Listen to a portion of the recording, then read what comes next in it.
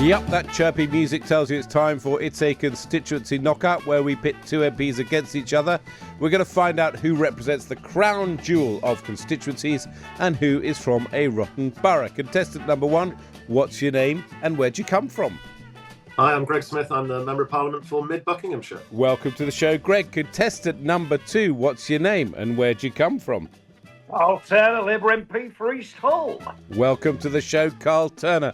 Let's start with you, Greg Smith. As you know, this section of the show is designed to highlight the hard work of backbench MPs, which doesn't get enough attention in my view. But I always try and ask a couple of topical questions. And a genuine question to you, Greg Smith. I'd be fascinated to know, what is your postbag like in terms... I promised my listeners we wouldn't talk about Andrew Mountbatten-Windsor, but do constituents write to their MP about this? It hasn't really started to come through yet, but I'll be amazed if it doesn't over the next few days. There's been one or two emails so far. I suspect that is going to increase considerably as media attention on the arrest ramps up. And what do people... They can't call on you to do anything. Do they just give their views? Yeah, it's largely views. I mean, of course, no surprise, no one's seeking to defend him. So it's emails that I completely agree with, saying that it's an appalling situation. And I read a piece in the newspaper a couple of days ago that MPs are finding it hard to keep their head above water. I mean, I haven't been an MP now for probably 7 years. Is the workload... the number of people emailing you and so on, because you've been around now for a few years, really rising exponentially? I wouldn't say it's particularly risen since I've been elected to Parliament. I was elected in 2019 for the first time. Yeah, there are days where you can be northwards of 300 incoming emails, but it's how we organise ourselves to make sure we're getting back to everyone as quickly as we humanly can. I don't think anybody expects complete instant gratification of a response within a couple of minutes of contacting their MP, but the workload ebbs and flows with what's in the news cycle, and yeah, we try and keep on top of it the best we can. Myself and everyone in my team is human, so sometimes the odd one does get missed, but the workload's pretty stable. And very quickly, because we've spent a long time talking about Andrew Mountbatten-Windsor, what's in your postbag? What are you campaigning on, Greg? So the housing targets that the government have put down on Buckinghamshire have gone massively up, while London has seen their housing target reduced. That's enormously controversial. I was at a packed public meeting about a controversial development in Widmer End last night. Getting 250 people out on a cold Thursday night in Buckinghamshire is actually quite rare these days. I've got the monster that is HS2 being built through the constituency. We had the chief exec of HS2 out last week seeing the mess that organisation has made to Buckinghamshire. And everything that's probably in everybody's inbox coming in, businesses struggling with business rates and the cost of employing people.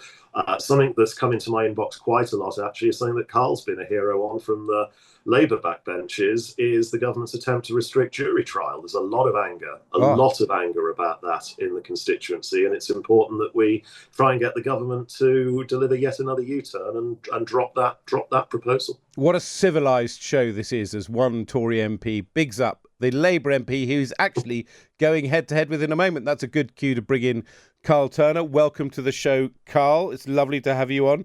Good morning, Ed. Let's change the subject slightly, because I gather that you won the Rugby League World Championship last night. We did indeed, Ed. It's a massive win for the city. I mean, rugby league genuinely is the biggest sport in the city, followed by the football, but it is something that people absolutely are mad about. We have two Super League teams in the city, Hull FC in the west of the city and Hull Kingston Rovers in the east. The rivalry is bitter very often, and we won the World Championship last night. I mean, it's an amazing Which one event. won? Hull Kingston Rovers in the east of the city, Ed. I've got to be honest with you. As a kid, I was a ball boy for Hull FC in the west. So I tried to keep it quiet, but I've just announced the fact that I was an Hull FC ball boy and fan as a kid. But I represent East Hull, where Rovers are the world champions. Is a world championship in rugby league like winning the World Series in baseball? Do you play any teams outside of the UK?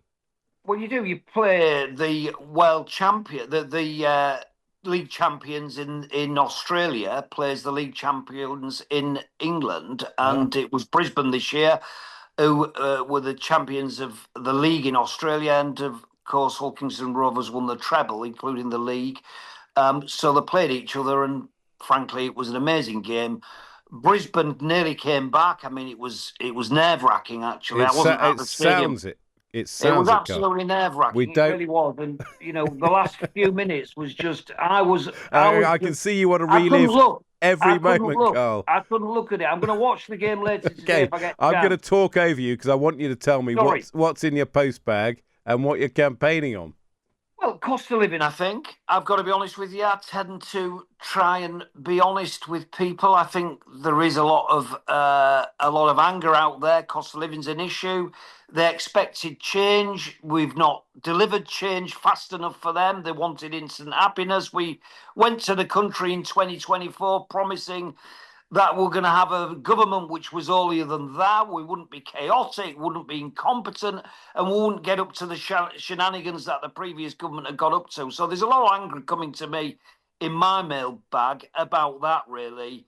There is a little bit about the Mountbatten Windsor stuff. It's mainly, what on earth's gone on. And actually, we're very pleased that Her Majesty, the late Queen, is not around to see this. I mean, my constituents are Conservative with a small c, and many of which very much loved Her Majesty the Queen, and I think the sympathy is for the royal family on that basis.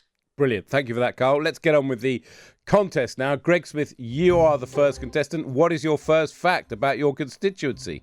Well, Ed, I'm going to open the bidding with Mid Buckinghamshire being home to the oldest recorded ecclesiastical parish in England, which is Monk's Risborough, which we can prove that back to 903 AD, part of the rich historic tapestry we've got here in Mid Buckinghamshire, recorded since through the Domesday Book, etc., the oldest ecclesiastical parish in England.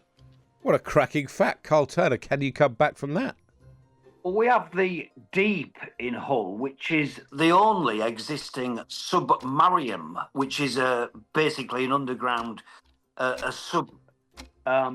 aquarium. It is apparently the only one in the world, so that gets a lot of attraction and lots of visitors, including select committees a lot of the time. I've no idea what it is, though, Carl. Well, it's an aquarium, but it's underground. So, I mean, so it's got like fish in it. What, it's a man-made or a natural aquarium?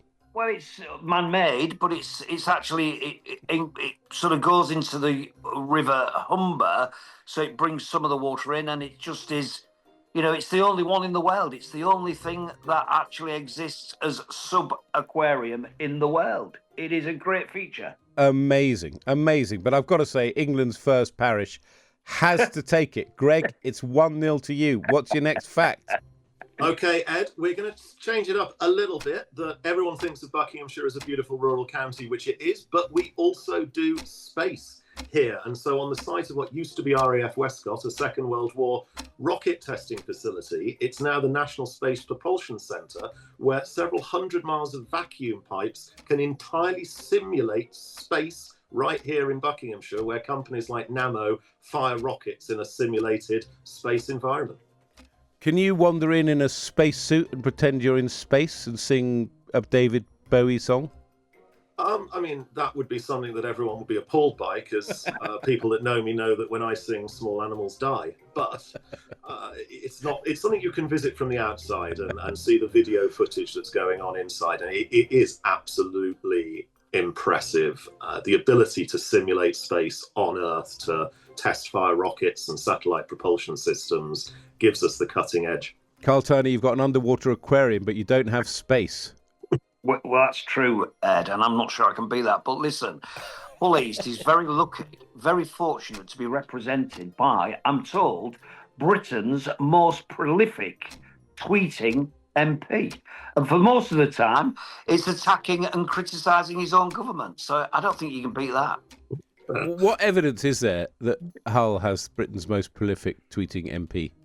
Well, mainly my office tell me that I must be the most prolific tweeting MP, but I think there was a sort of something done in the last year or two which said Turner is always the most prolific tweeter. That is the most pathetic fact It is. that has ever been put forward on this show. It's absolutely pathetic. It's pathetic. Carl, you've lost.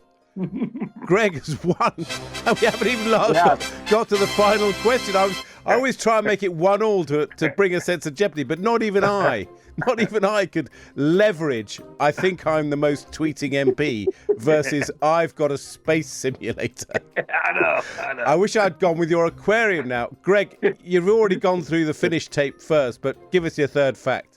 So I was actually saving the best till last. St Nicholas Church in Great Kimble, which is very close to Chequers, which is also my constituency, is where John Hampden plotted to refuse to pay the King's ship tax in the 1630s, which ultimately led to the English Civil War, which ultimately led to the monarch being expelled from the House of Commons, which led to the ceremony we watch at the state opening of Parliament of Blackrod coming to summon us for the King's speech with those famous 3 knocks as the door is slammed on their face.